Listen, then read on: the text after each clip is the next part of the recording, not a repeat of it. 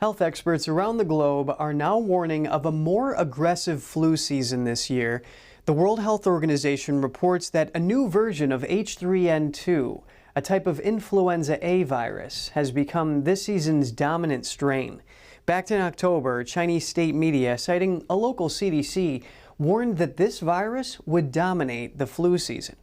And earlier this month, China's CDC warned that 17 out of 23 provinces are seeing high flu prevalence, while the rest report medium levels. Doctors warn that children are among the most affected groups. Take a look.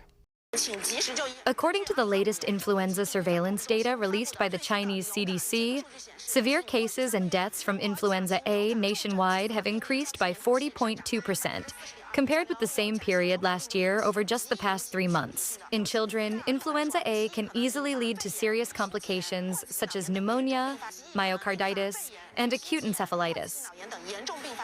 Chinese media reported a critical case of an 11-year-old boy in eastern China's Zhejiang province.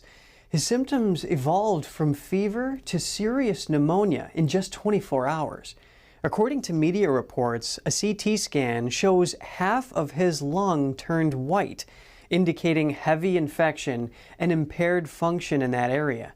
He was diagnosed with severe pneumonia caused by influenza, complicated by a bacterial infection. Here's what other Chinese citizens are saying. The flu is really bad. Many people around me are getting it. It spreads even faster in schools. At the hospital, you can't even get in line for IV treatment. I got white lung and ended up in the hospital for half a month. There are simply many cases of it.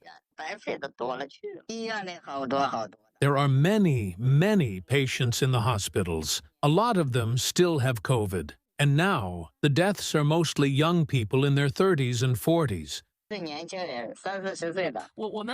We can't predict it. Even a lot of kids are sick.